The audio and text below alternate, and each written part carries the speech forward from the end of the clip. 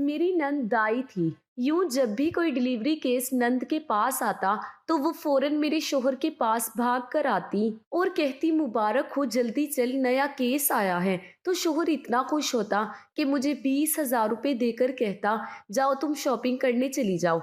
मगर जब मेरा शोहर डिलीवरी करके वापस आता तो शदीद थका हुआ होता। मैं बहुत हैरान होती। एक दिन मैं छुपके से नंद को डिलीवरी करते देखा तो मेरी चीखें निकल गई, क्योंकि वहां तो शोहर। मैं परेशानी से घर में इधर उधर टहल रही थी और अपने शोहर का इंतजार कर रही थी, जो मेरी नंद को लेकर रात के इस पहर बाहर गया था। मुझे परेशानी हो रही थी कि वो अभी तक घर वापस क्यों नहीं आए, क्योंकि उनको गए 3 घंटे से ज्यादा हो चुके थे। मैं बार बार अपने शोहर को फोन कर रही थी, मगर वो कॉल भी नहीं उठा रहा था। घबराहट के मारे मेरे पसीने छूट रहे थे, क्योंकि मैं घर में अकेली थी और मैं आज तक कभी अकेली नहीं रही थी। मेरी यहाँ पर नई शादी हुई थी और मेरी नंद के अलावा यहाँ पर और कोई भी नहीं रहता था, क्योंकि मेरी सास ससुर मेरी शादी से पहले ही वफात पा गए थे और उनकी 2 ही औलाद थी, एक मेरी नंद और एक मेरा शोहर। मेरी नंद की अभी तक शादी नहीं हुई थी।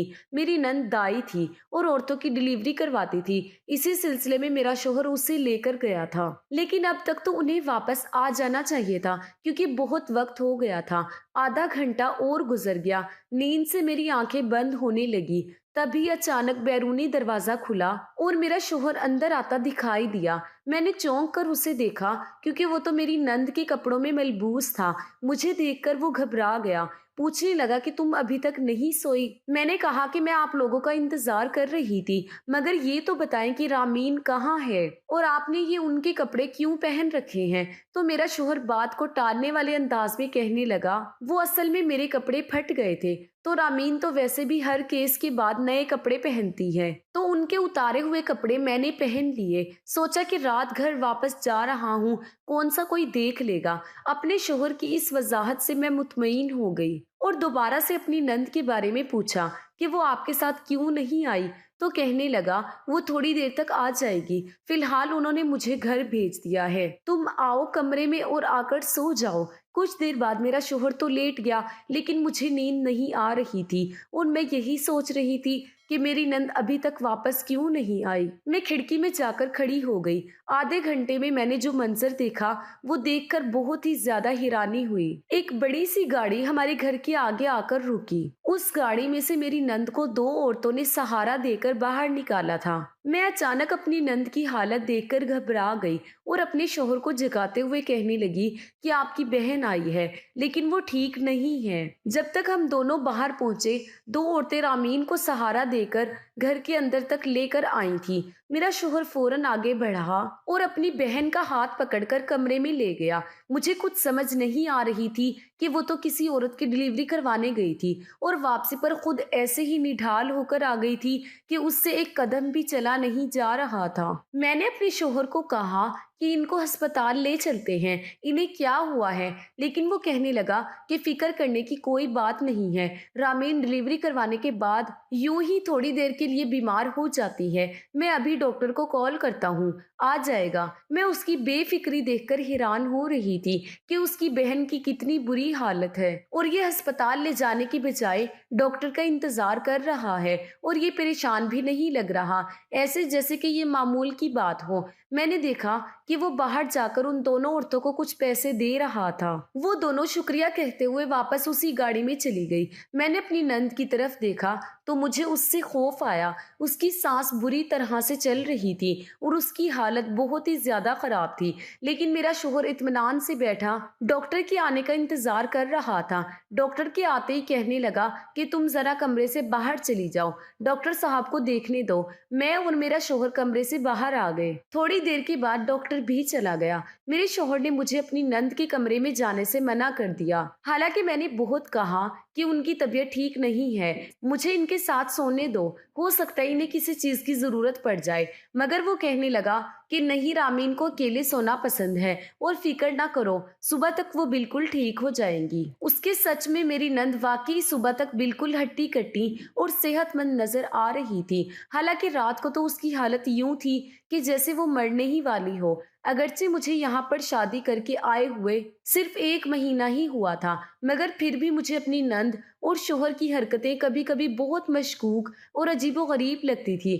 میری شادی چونکہ انجان اور غیروں میں ہوئی تھی، اسی لیے میں ان لوگوں کو اتنے اچھے سے نہیں جانتی تھی۔ میں اپنے والدین کی چھوٹی بیٹی ہوں۔ میری بڑی بہن شادی کے بعد دوبارہ سے 2 بچیوں کے ساتھ واپس ماں باپ کی دہلیز پر آ گئی تھی، کیونکہ اس کا شوہر اور ساس اس پر بہت ظلم کرتے تھے۔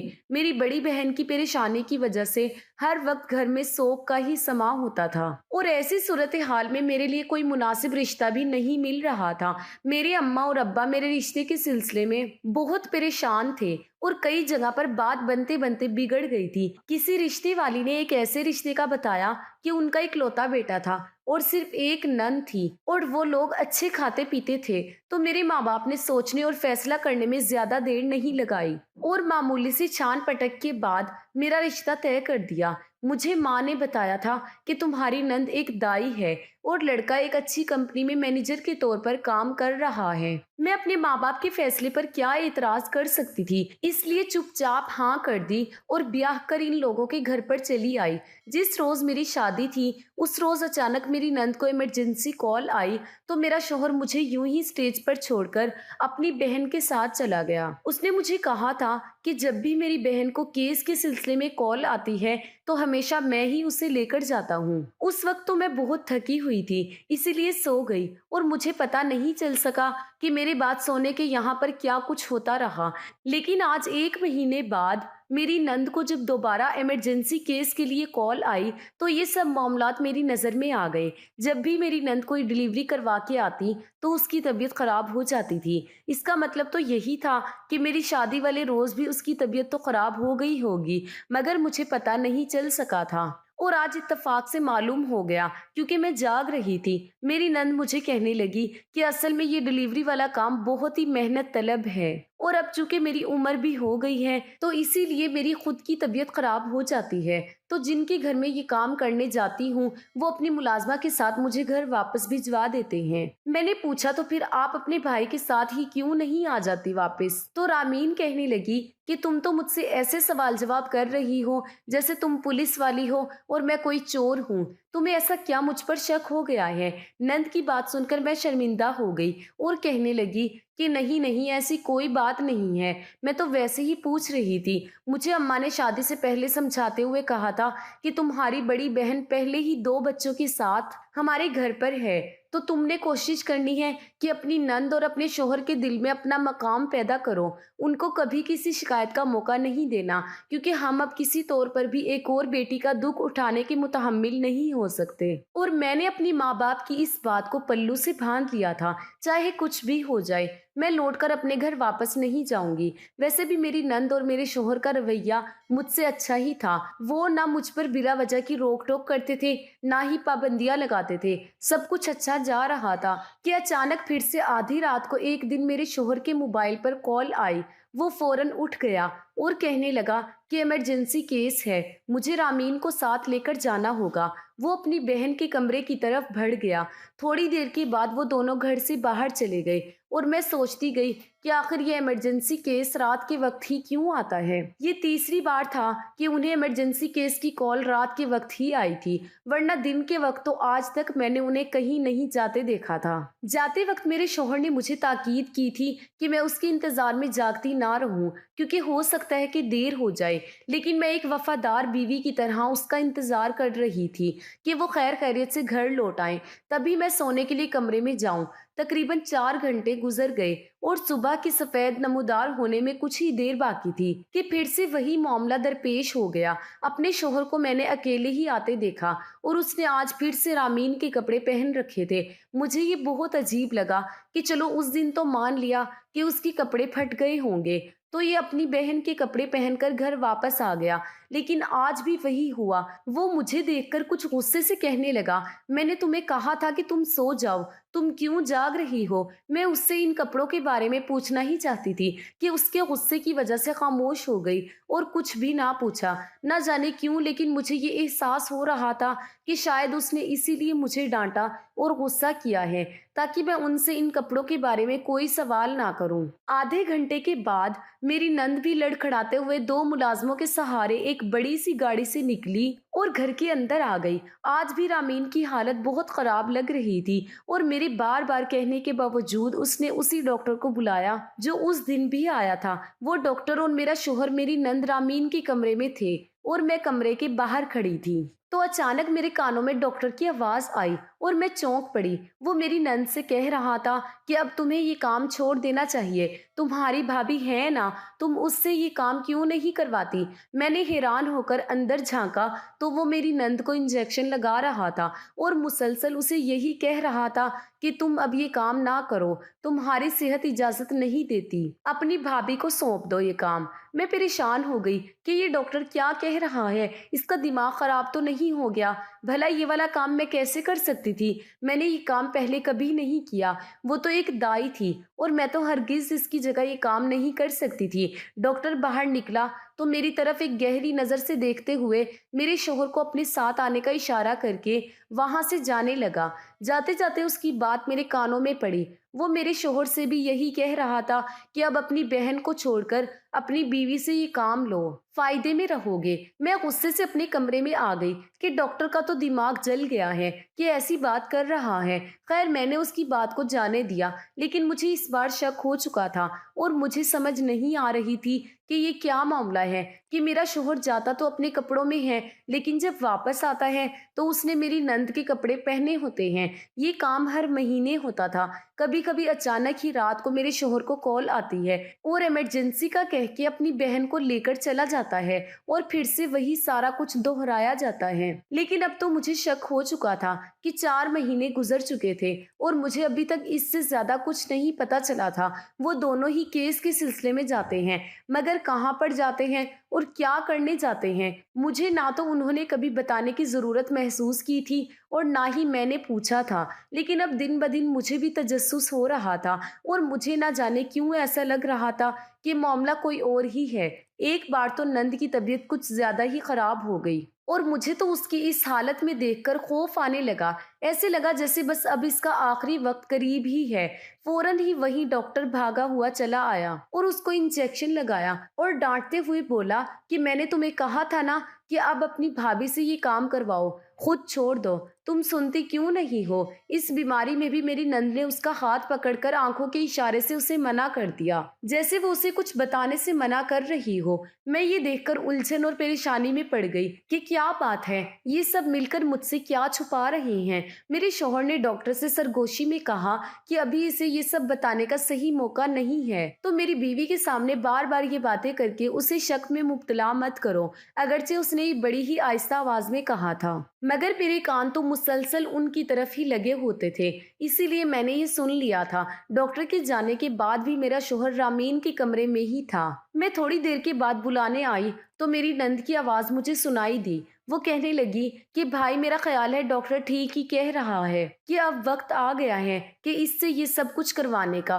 یہ سب سن کر میں پریشان ہو گئی کہ بھلا میں دائی کا کام کیسے کر سکتی ہوں، اور یہ کام تو میری نند کو بھی کرنے کی ہرگز ضرورت نہیں تھی کیونکہ میرا شوہر اچھا خاصا کماتا تھا۔ تو میرا نہیں خیال کہ صرف پیسوں کے لیے میری نند کو یہ کام کرنا چاہیے۔ اب یہ اس ڈاکٹر نے نئی بات ان کے ذہن میں ڈال دی تھی کہ وہ اپنا کام مجھے سکھا دیں، اور میری نند بھی اس کی ہم خیال ہو گئی تھی۔ میں دعا کرنے لگی کہ کہیں میرا شوہر بھی ان دونوں کے کہنے میں نہ آ جائے۔ اب تو ہر جگہ یہ کام ڈاکٹرز ہی کرتے تھے، تو مجھے یہ کام سکھانے کا اسے کوئی فائدہ نہ ہوتا۔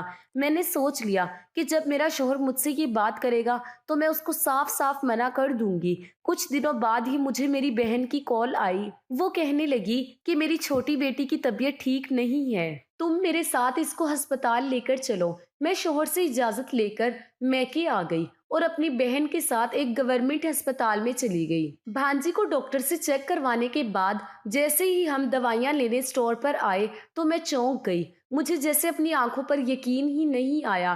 میڈیکل اسٹور جو آدمی دوائیاں دے رہا تھا وہ تو وہی تھا جو ڈاکٹر بن کر ہمارے گھر آتا تھا اور میری نند کو انجیکشن لگاتا تھا۔ یہ یہاں پر کیا کر رہا ہے؟ یہ تو ڈاکٹر تھا، اور اگر یہ ڈاکٹر نہیں تھا تو پھر اس کا مطلب تو صاف صاف یہی ہوا کہ یہ ہم لوگوں کو دھوکہ دے رہا تھا۔ یہ سب کچھ ٹھیک نہیں تھا۔ میں نے سوچا کہ مجھے اس کے بارے میں معلوم کرنا چاہیے۔ میں بل بنانے والے آدمی کے پاس آئی اور اسی آدمی کی طرف اشارہ کر کے پوچھا کہ یہ یہاں آپ کے پاس کب سے کام کر رہا ہے؟ ये तो डॉक्टर है ना, तो इसका यहाँ पर क्या काम? वो आदमी कहने लगा, मैडम ये आपको कहाँ से डॉक्टर नजर आ रहा है? हाँ, कुछ अरसा इसने कंपाउंडर के तौर पर काम जरूर किया है, मगर अब काफी अरसे से ये हमारे यहाँ पर ही नौकरी कर रहा है। ये सब सुनकर मैं परेशान हो गई। एक बात तो साफ हो गई कि ये डॉक्टर के रूप में हम सबको धोखा दे रहा था। मैं अपने घर आ गई और सोचा कि मुझे अपने शोहर से बात करके इसकी असलियत बता देनी चाहिए। मैंने सोचा कि रात के वक्त जब वो काम से आएगा तो मैं उसे सब सच बता दूंगी, मगर वो तो घर पर ही मौजूद था। मैं उसे देखकर हैरान हुई। थोड़ी देर पहले मैंने जब उसे कॉल करके अपनी बहन के साथ डॉक्टर के यहाँ चलने को कहा था, तो इसने मुझे जरूरी काम का कहकर टाल दिया था। और अब वो घर पर क्या कर रहा था? रामीन ने बताया कि असल में मुझे एक इमरजेंसी के सिलसिले में जाना था, तो इसीलिए मैंने उसे कॉल करके बुला लिया। मेरा शोहर कहने लगा कि रामीन, मेरा नहीं ख्याल कि आपको जाना चाहिए। मैं अपनी बीवी को ले जाऊंगा और उसे सारा काम समझाऊंगा। आखिर हम इसीलिए तो आए हैं। मैं परेशान हो गई और मैंने कहा कि ये आप कैसी बातें कर रहे हैं? मैं दाई तो नहीं हूँ जो बच्चे पैदा करवाऊं। अब रामीन को ही ले जाएं। वो कहने लगा कि आज तुम्हें इस राज से भी आगाही मिल जाएगी कि मेरी बहन क्या काम करती है। एक बात तो जान लो कि जिस काम के बारे में हमने तुम्हें बताया था, रामीन वो काम तो नहीं करती। रामीन का काम कुछ अलग सा है और इस काम के हमें ढेरों पैसे मिलते हैं, तो इसलिए अब हम रामीन की शादी कर देंगे, तो तुम्हें रामीन का ये काम संभालना होगा। मैं डर गई। हरगिज भी मैं इसके साथ बाहर नहीं जाना चाहती थी, मगर वो मुझे अपने साथ लेकर एक अजीब सी जगह पर ले गया। मैं मुसलसल उससे पूछ रही थी कि वो मुझे कुछ तो बता दे, लेकिन वो कहने लगा, मैं किसी का इंतजार कर रहा हूँ, उसे आने दो। थोड़ी देर बाद एक अच्छा खासा अमीर नजर आने वाला शख्स वहां आ गया। उसके हाथ में एक ब्रीफकेस था। जब ये उसने हम दोनों के सामने खोला तो मेरी आंखें फटी की फटी रह गई। उसमें तो बहुत सारे पैसे थे और किसी की तस्वीर भी थी। मेरे शोहर को कहने लगा कि गाड़ी और मुलाजमाएं यहीं पर मौजूद हैं, जब काम कर लो तो उनको साथ ले जाना और फिर वापस भेज देना। ये सब क्या हो रहा था? मैं तो चकरा कर ही रह गई। वो चला गया तो मेरा शोहर मुझे लिए उस खंडर नुमा इमारत में ले गया। मेरा दिल बुरी तरह से लरज रहा था। क्या आखिर ये क्या करना चाह रहा है? थोड़ी देर के बाद मेरी नंद भी वहीं पर आ गई। मेरा शोहर उसे कहने लगा कि रामीन, मैं जा रहा हूँ, अब काम आपका है कि इसे कैसे ट्रेनिंग देकर इसके काम के लिए तैयार करना है। मुझे अभी भी समझ नहीं आ रहा था कि इस काम की नोयत क्या है। मेरी नंद उसे कहने लगी, नहीं, आज ये काम मुझे करना होगा क्योंकि ये काम बहुत अहम है। तुम इसे फिलहाल वापस ले जाओ, मैं अपना काम पूरा करके घर आ जाऊंगी।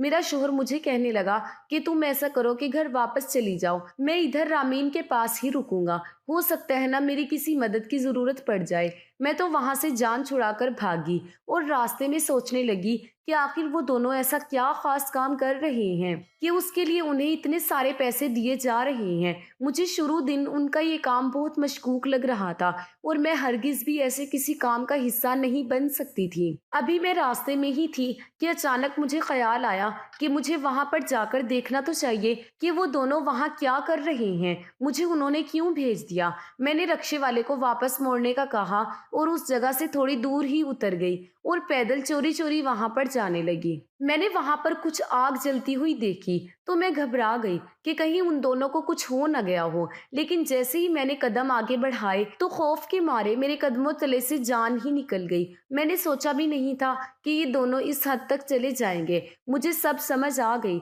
कि उनका क्या काम है और आखिर इतना पैसा इनको मिल क्यों रहा है। मैं वहीं से चोरी छुपे उनको देखने लगी। मेरी नंद ने अपने गिर्द एक बड़ा सा दायरा खींच रखा था जिसमें वो बैठी आंखें बंद किए मुसलसल मुंह ही मुंह में कुछ पढ़ रही थी और मेरा शोहर खड़ा मुसलसल उस आग को बढ़ाता जा रहा था। मेरी सास ने अपने आगे कुछ पतले भी रखे हुए थे और वो उनमें सुइयां भी चबो देती थी। इतना तो मुझे साफ साफ नजर आ रहा था कि वो जादू टोने का काम कर रही थी। 3-4 घंटे मुसलसल अमल करने के बाद वो वहां से उठ गई और उस गाड़ी में चली गई जो वहां से कुछ दूर खड़ी थी।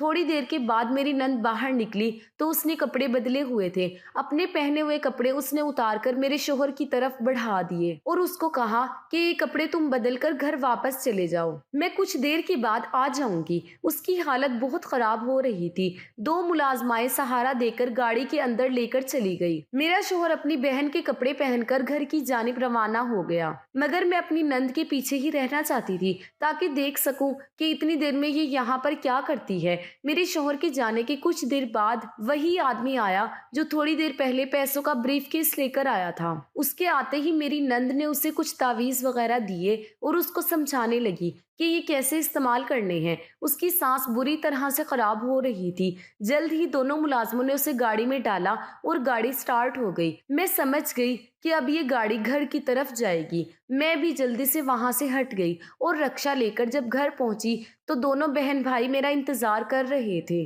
वो डॉक्टर भी वहीं पर मौजूद था। मेरा शौहर मुझे देखते ही पूछने लगा कि तुम कहाँ थी और अब कहाँ से आ रही हो? मैंने कहा कि मैं थी और मैं वहीं छुपकर देख रही थी कि तुम लोगों का क्या काम धंधा है और तुम लोग क्या करते हो। मैंने सब कुछ अपनी आंखों से देख लिया है। एक पल को तो मेरा शौहर घबरा गया और रामीन भी, लेकिन फिर वो हंसते हुए कहने लगा कि चलो अच्छा हुआ तुमने खुद ही देख लिया।